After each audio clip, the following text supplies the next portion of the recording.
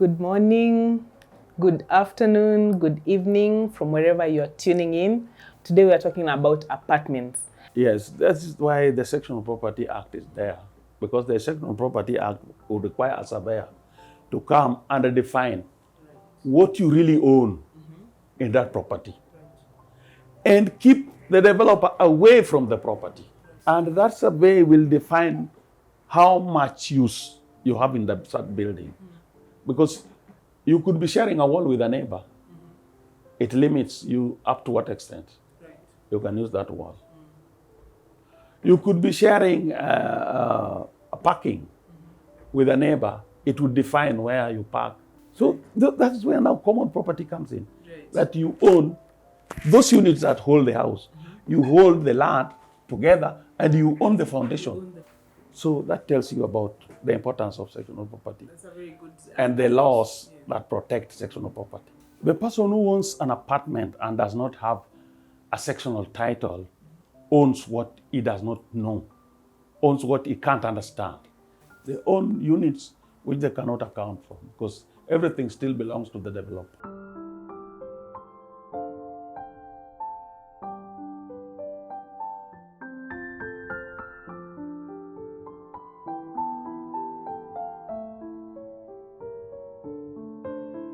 Good morning, good afternoon, good evening from wherever you're tuning in.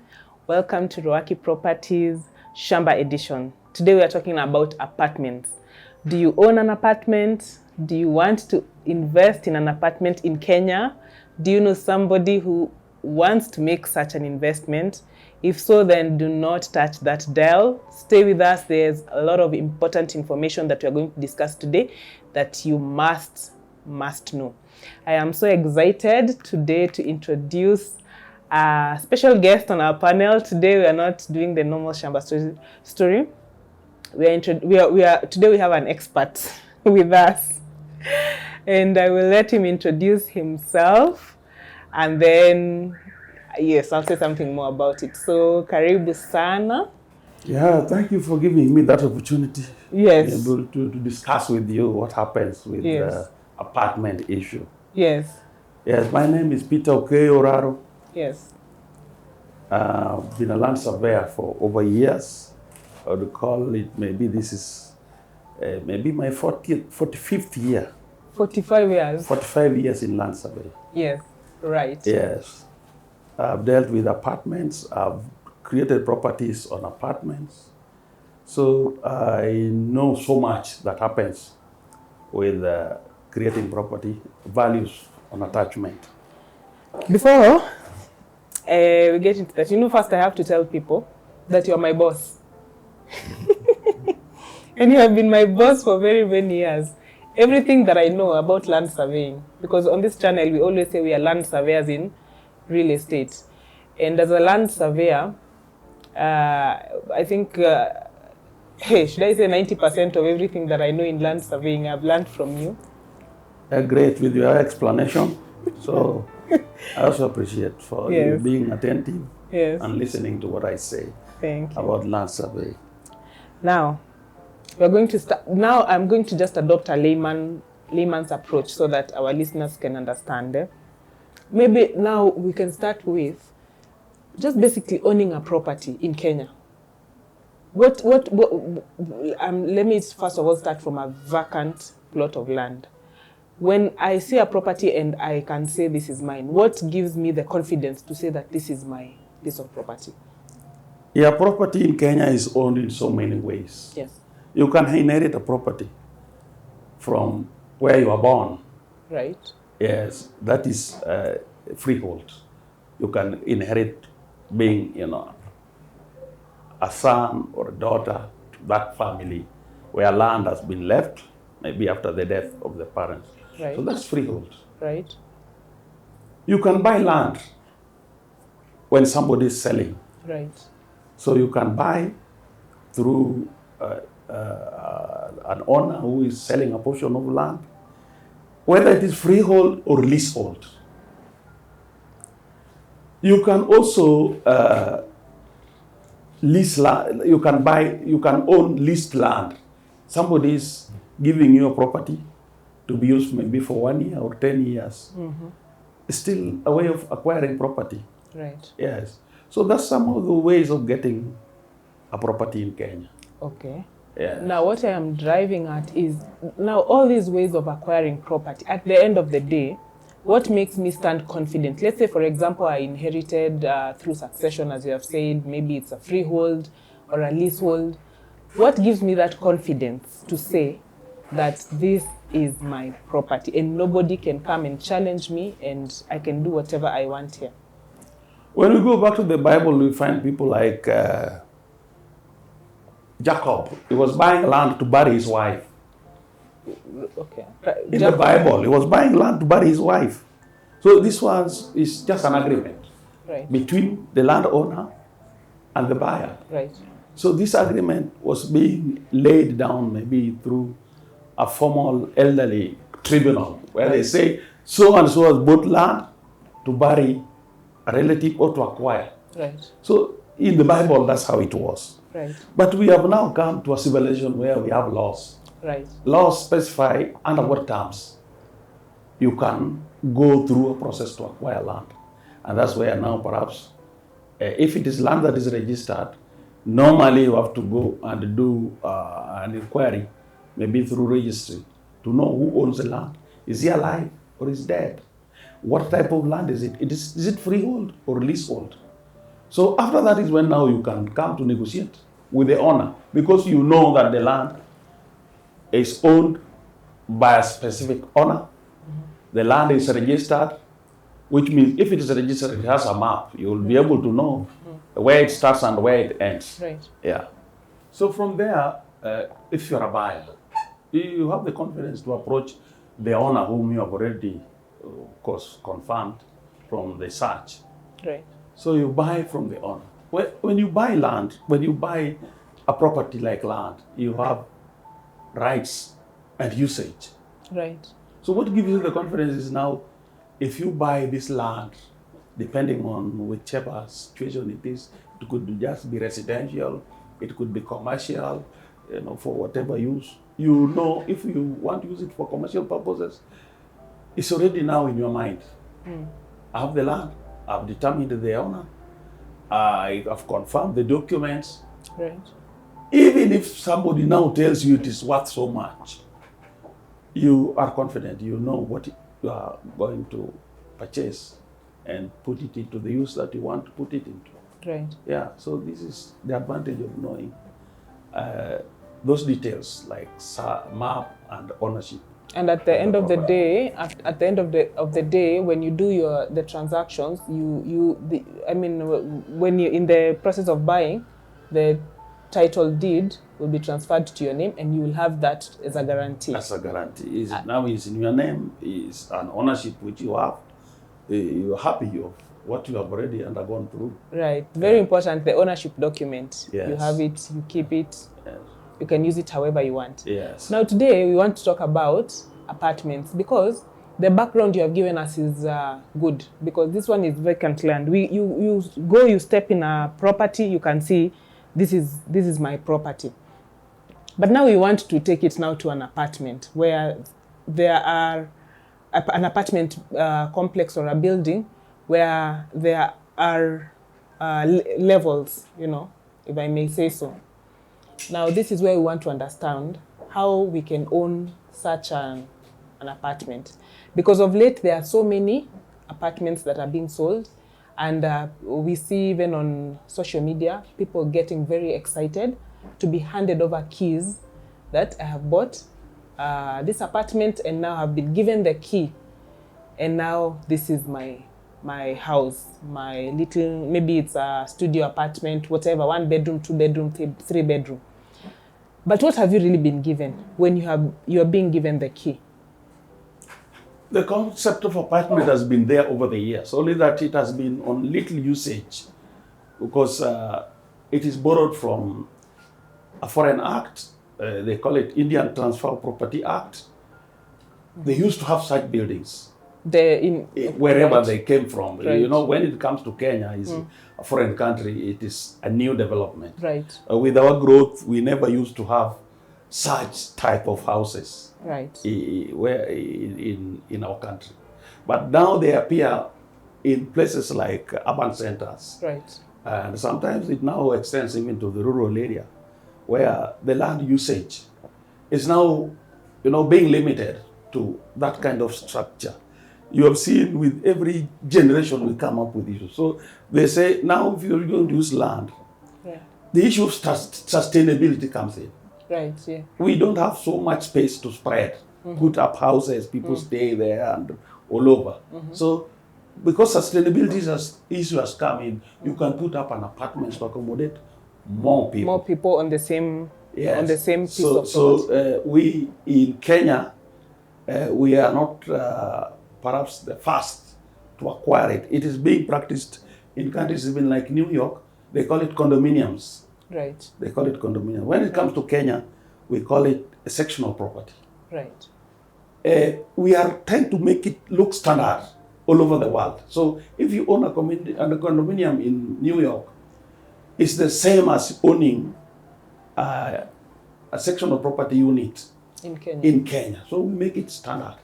So that's why now laws have come to streamline the use of a house in a property, on land, to reach a certain basic requirement, like it must be defined. If you have a property like the Indian Property Act, it was just a building on a plot of land where people acquire it in terms of fractions. We also refer to the Muslim Succession Act, Right. where people own property. You can even own a desk or a chair in terms of percentage of ownership. A Muslim would have a property, put it maybe 1/100, and you have 5-10 owners owning that chair. Right. So nobody can say that this is my chair. Right. Everyone has a right, says, I have this proportion on the chair, so it does chair. not go with one person. Yeah. So we have also used fractions, but now we call them unit value Right. in sectional property. Okay. So in sectional property, when we put it onto a unit in a house, one has a certain fraction, which we call now the unit factor for the property that is being owned by. So it can now extend and be allocated to more people Right. in one building. Yes. Now what we do with the apartments is that currently they are using Documents Act. Document Act is general. Right. You can put an item maybe in the bank, in the registry, Right. and they keep it for you and own a title, which you call Documents Act, Right. defining the document you have deposited with the registry. So people use it for gold, people use it for bags, people use it for 7 years, in the registry. Right. But now, currently, some lawyers would prefer using a unit under that act, where you go Documents Act and it's registered. Right. But Sectional Properties Act has now come as a law, where if it is a house, it must be defined. We are talking about a house in an apartment. In an apartment. Right. It must be defined. Yes. And it must apply to a building that is existing. Right. That building must be existing, and that building has a longer period on that property. It's not something that is going to expire within a few days. Yes. So let me just take us slowly. This sectional act has been in existence since 1987. You're right. You're right. I think that is right about the time in Kenya When we started doing flats Yes. and everything. Yes. But today, we still don't have it in full use, because essentially what you are saying is that you can own a title deed. You have an apartment, but you can own a title deed called a sectional title, right? But then why has there been that gap where the act has been there since 1987, and today we don't find people doing it a lot. Like you're saying, people just go and do the Registration of Documents Act. Is there maybe... There has been a delay because our way of development was being controlled by government. You could not just come up with a development on your own without getting approval from county councils, getting approval from the government. And this section property 1987 came like an introduction that we are going to apply this law for units within buildings. Now, at that time, government was controlling every building that was to come up anywhere. You apply, bring the building plan, they look at it and say, if you want to put up a building, don't go to third floor. You can only come up to second floor. Right. If you're going to come up with a building, go beyond 2 floors, but reach up to 5th floor. And this one, I think the government was also going with the ability to provide use to those properties. They need water. Perhaps we did not have a water tank that can go up to 20th floor. We did not have space where you're going to put up the property because it's coming in the middle of other land. And a very tall building needs a proper foundation on the ground. So this one, the government was somehow a bit hesitant to allow, putting up a structure like that one, 20 floors, 3 floors, within an urban area. So this somehow restricted the application of this act. But I think when they realized that now they have water, that they can pump even up to the 20th floor, the builders came in big numbers and put up houses ahead of the government's plan. Right. So you can see the developers have overtaken the planners. They are ahead. Ahead they of the steps planners. ahead. Yeah. So now we have to chase them with the act. That once you have done it, the act is now here. We are going to control whatever you have come up with. So this is the situation we are in. That's why we are here. That's why we are here.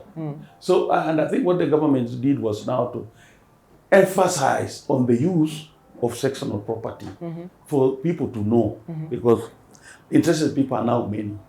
But now they are like people come generation after generation. They have not been introduced to the use of apartments under Sectional Properties Act. I know there are people who have bought property. They're also waiting for the law now to be explained. Okay, you've said something that, thank you for that explanation. The developers are steps ahead. Ahead of the planners. Ahead of the planner, of the government and how the government intended to control. Yes. That is now a knowledge that developers have. But now I want to say myself as a layman, as somebody who's just saying, I have worked hard, I want to invest.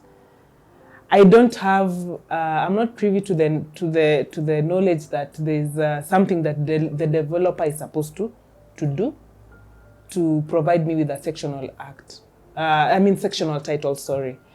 So is there like, are there measures that are being put in place to ensure that developers, as much as they went steps ahead, that they can now come back and give apartment owners, do something to, do the necessary steps for the apartment owners now to own titles? Unless we come on our own as the experts to educate the investors. Otherwise, the government is not going to wait for us to reach them, because the government is interested in the developer. The developer has money. The government needs money. And he finds the consultants are a bit slow in informing the public over this. They also take advantage, because if the investor has put more money on the table, they are paying for dues, they are paying for this and that. They say, there's money here. Okay. This is an opportunity, why don't we just make use of it? Right. But it is up to the consultants, the experts, to reach the investor. That is, you know what you're buying. It's not duped, but now it's like the government has not given you complete background of what you have bought. Okay, right. Now, if then it is not, I mean, if you're saying then it is up to the consultants. Now me, because I am just somebody who wants to invest in an apartment, what then? What am I? What have I? What am I risking? What is my investment is in what danger that I am not aware of? Because remember, at this point, of course, the developer is not going to tell me. Do you know that there's a loophole in the RDA, in the Registration of Documents Act? What danger is my investment in? Can I do anything? Can I do anything with my property? It's a great danger, but on your side, you know, you have not been utilized fully. You have missed an opportunity to enable your customer to know what services you could provide. So, the best idea is to get a forum where you can educate members of the public on the risk they are taking just to buy a share, like what they are doing now, a share in a unit in a high-rise building without knowing what procedures they should have followed. And what are these risks? The risk is the house still belongs to the developer. This house that is mine, This that I've house been given the key. Yeah, still belongs to the developer. He can go take a loan. And he has put your property in it without you knowing. So the moment you realize now the property is going is when perhaps he has faulted. He has not paid his loan. The owner wants his loan back. If not, the security is the building where you are staying. Right. So the building will go to the owner. Therefore, I could have bought an apartment. You could have bought an apartment and claimed that that unit you have belongs to you. Yes. Yeah. But if you don't have a sectional title, then everything belongs to the owner. And the owner will impose fees on you every time. You will feel, I want money from my people. So he says, I've put new security at the gate. I've added more water into the property. I've done a bit of cleaning. I've done so much maintenance issues on the plot. Add me more money. So you keep on feeding this guy. So he's taking advantage over your presence, right, in that property.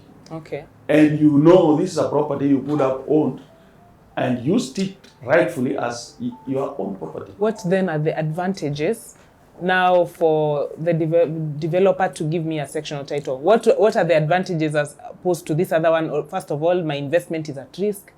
The owner can do anything, can take a loan against it, and those things that you have said.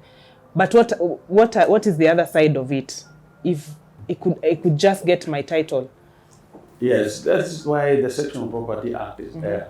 Because the Sectional Property Act would require a surveyor to come and define what you really own in that property. Right. And keep the developer away from the property. Right. Because you and the other colleagues in the building have acquired the property, you have paid the owner should go, under Sectional Act, the owner should go and leave this property for your own use, management, for your own rights, for your own management, and you can use this lease, the ownership of the unit, to get a loan, like any other property that is being used for collateral, as a collateral. Okay. Yes. So it's just to go to Sectional Property Act, bring a surveyor for your unit. Yes. Oh, okay. Thank you so much. And that survey will define how much use you have in that building. Because you could be sharing a wall with a neighbor.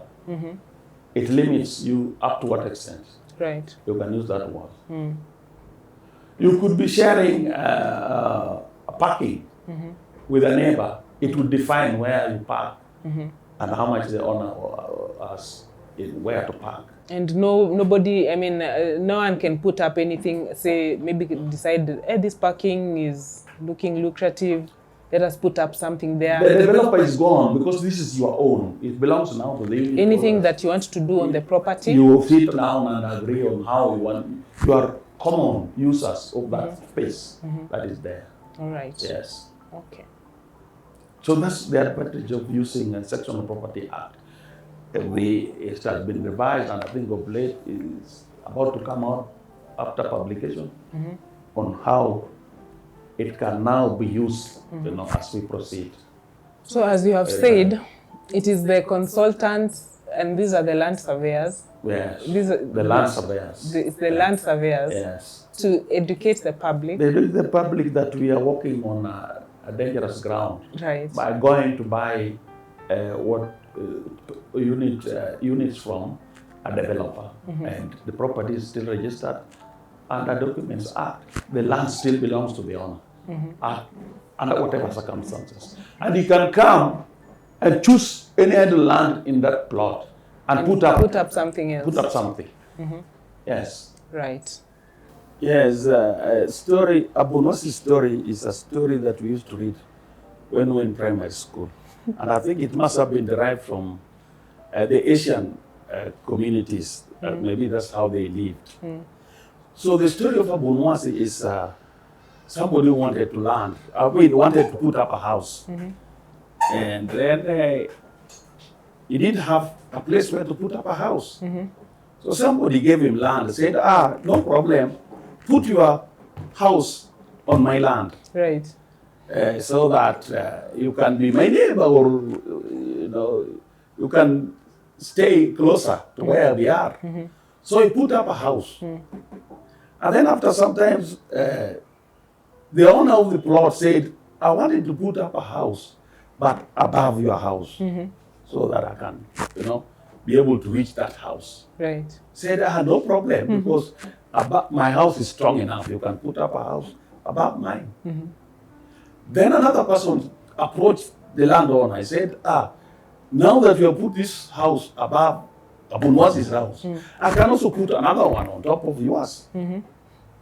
Abunwasi never disagreed. He said, okay, go ahead, put that house. So these people were above him.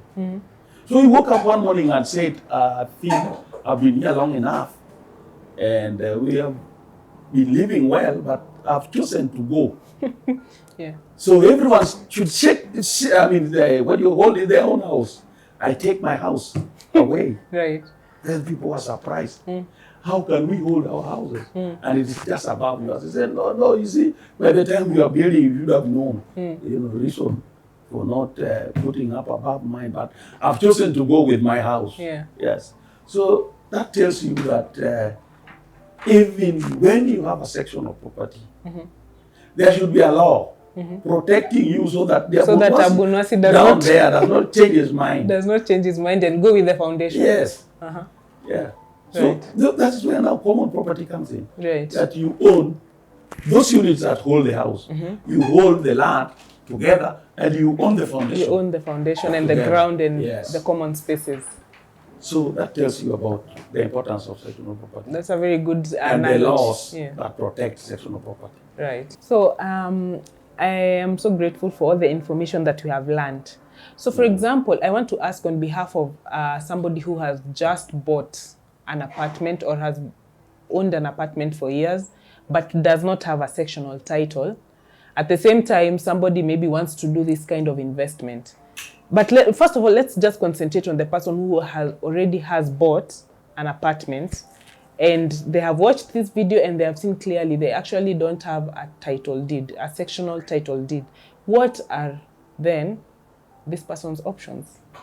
The person who owns an apartment and does not have a sectional title owns what he does not know, owns what he can't understand. Because the sectional title describes the property. It defines the property.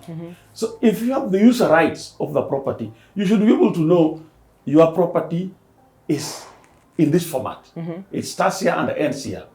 And so that if you are going to use it for either for residential, you should also use it as a collateral to get a loan. Right. So it is only the surveyor, the consultant, who can do this description precisely and present it to the registrar to prepare what we call a sectional unit Right. for the Now, apartment. okay, I get that. Now my question is, what if can I initiate it, or it has to be the person who holds the title? Is it my place to initiate, or I can only advise? You cannot initiate because you cannot spend your money on anybody's interest. So you The advise the owner of an apartment on what process he has to undergo to acquire a sectional title. Right. Yes.